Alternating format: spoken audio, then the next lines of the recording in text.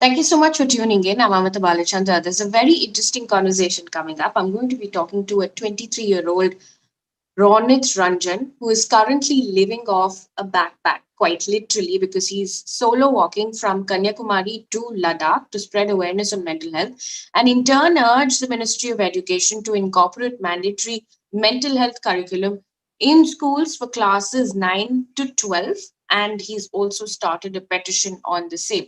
So it's a 4,000-kilometer walk that he is doing right now, and he started walking in November 2020, and he plans to finish this by May 2021.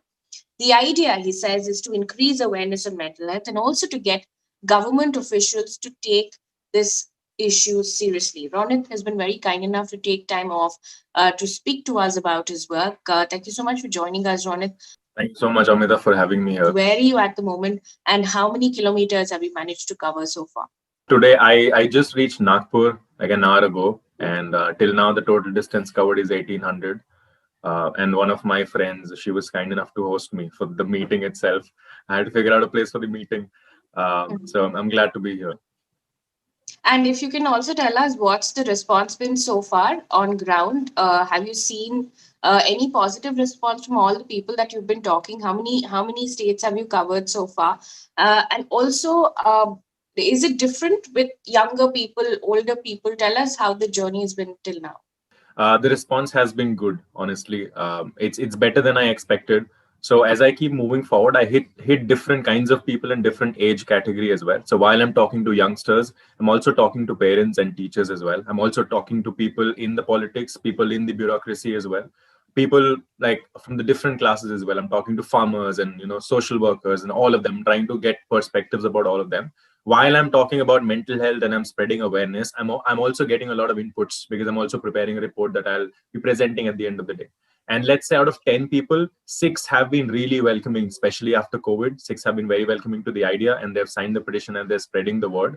2 people are usually ignorant, as in like their argument that it doesn't really affect me, so why should I care? So you have to sit down with them and probably try to persuade them.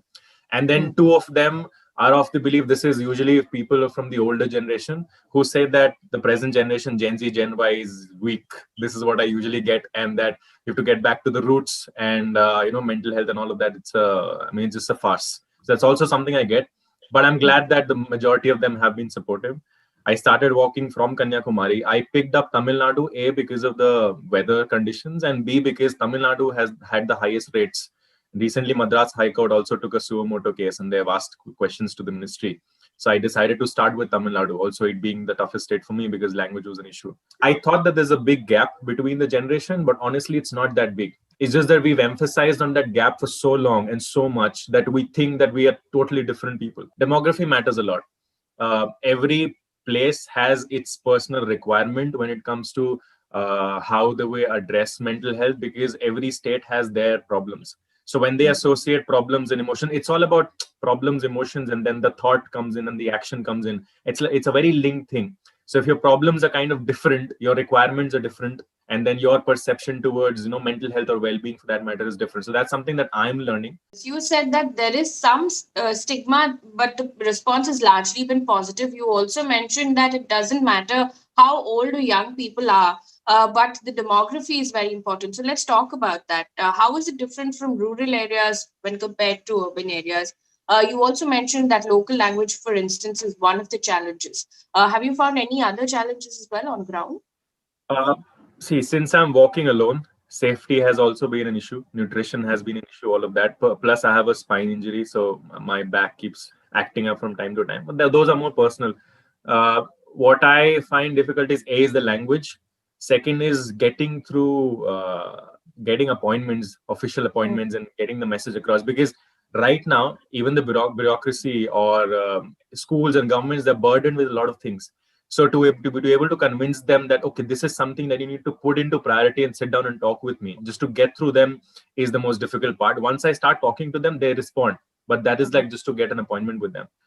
Safety issues has been there. This route, this Hyderabad to Nagpur, I encountered a lot of monkeys and dogs. Yeah, so I carry an extra stick with me around. But I also want to understand how the pandemic has sort of been a challenge, if at all it has been a challenge. And what was your family's reaction when you first decided to start this walk? The answer to the first question is pandemic has had a huge hit on mental health. When we talk about well-being, the first thing that comes is a safe space to talk, is a space ways to lend out your emotions. We all have emotional releases. In pandemic, everything was shut off. So when I told my parents, they see the idea of the petition and the walk, the planning had been going on for months. But then I could only propose it when I had a fixed plan of action. So when I proposed, and I knew my mother, so I had to give her 1 month buffer space just to take it in. So the first time I told my mother, she didn't speak to me for 3 days. And the only thing she told me for like almost 2, 3 days was, don't do this. It's very risky. I will die. That's the only three things she told me. So after a week of giving her the space and getting my dad and my sister involved, okay, let's talk about it. We started talking about what are the things that she's afraid of. When you say that, I'm afraid of all of these, we wanted like you list down all the things you're afraid, and I had to give an answer to that, right? I mean, I have to be accountable to my mother as well, because when I say it would, otherwise it would be like I'm going on to take care of country's mental health and my own family's mental health is going to dump, right? So we had to give her time, we had to give her space to cry as well. Initially we had to give her space to talk about things. We brought it on the table. But after a month, she was, I mean, honestly, she's a mother. She would never be on board for this. She's always scared. Like the first thing I do when I reach Nagpur today is call my mom and tell her I reached safely, right? But I have been blessed to have some very supportive parents, and they've been helping me throughout. One of the questions that I really want to ask you is how are you managing to live off your backpack? Because you mentioned just now that your friend is hosting you in Nagpur. Where are you crashing every day? Do you take regular breaks between walking? Uh, so my average is almost 40 to 45 kilometers per day. So my route decides, so I decide a day prior as to where I'll be crashing the next day. So you can't calculate 40, 45 and do it. Some days I have 30, 35. Some days I have 60, 65, 70 as well. It totally depends which is the next populated area where I could get some people who can help me out. So I start walking at 4:30 in the morning. I'm on road. And by 12:01, I reach that spot. My next target is to find some food. So I eat, I have a meal, and then my next target is to find a place to crash. So when I started walking, I had a very heavy backpack because I'm like, no, these are the essential things that I need in my life. 10 days into the walk, I realized that, you have to prioritize in life. And so any item that I pick up in my bag, my fundamental question is that, can I absolutely not survive without this? If the answer is yes, you can, I drop it. So the only things I'm carrying is some things. I only have 2 pair of clothing, 1 pair of shoes, 2 pairs of socks, 2 pairs of undies, safety like knife, pepper spray, stick, power bank, phone. That's it. And some medicine here and there. So that's it. And honestly, it's been fine. The first 10 days were difficult, but now I'm like, it's enough. I don't need anything extra. It's been fine. So the minimalist life is actually sort Yeah, of yeah. But I also want to ask you this.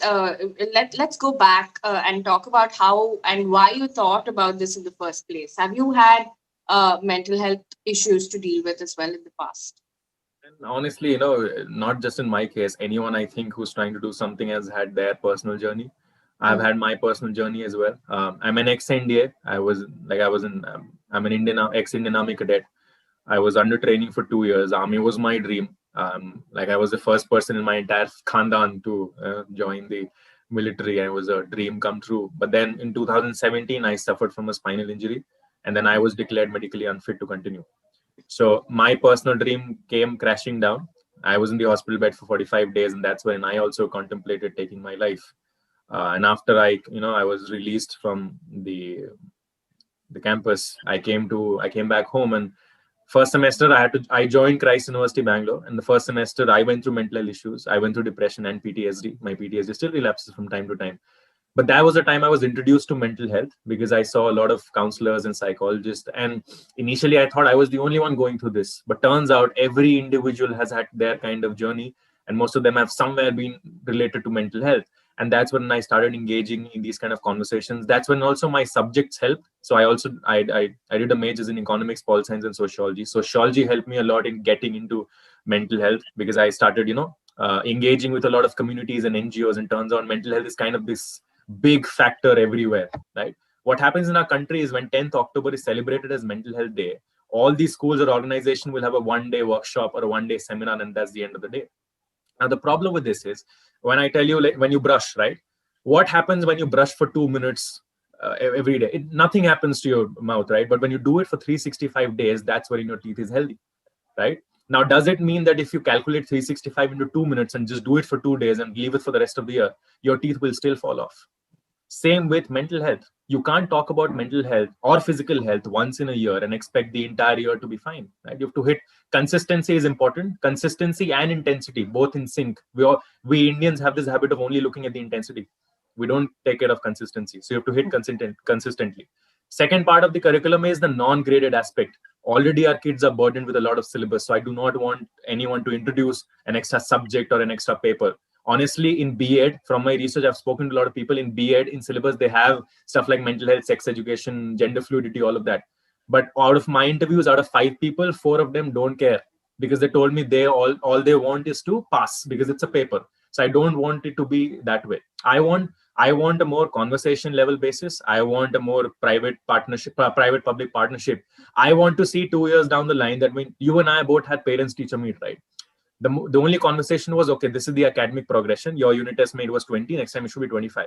I want to say that along with that, the teachers ask questions like, how are you feeling emotionally? Is someone bullying you in class? Is there something that you want to talk to me or your dad or your mom, anyone? That kind of conversation need to be normalized, right? Because when we say mental health awareness is good, but you have to normalize the entire thing. Otherwise, people who do it right now, we always look at mental health as something, to an extent, it has also become very elite thing in the metro cities. It has become an aesthetic right now as well. It should be normalized for everyone, for even the metro cities and the rural spaces as well, which is where the curriculum plays important. 9 to 12, the formative years, that you normalize the entire thing so that it, like, it reduces the chance of the mishaps happening later. So the aim is to make it mandatory for 9 to 12 classes, and that is why you're having meetings with government officials as well to try and urge them to make this happen. And in fact, there is a petition as well. For people who want to take a look at the petition and sign it, we're going to put up a link in the description. Do take a look at it. Ronit, thank you so much for joining us and giving us all of the information. And thank you for all the work that you do. And we wish you all the best.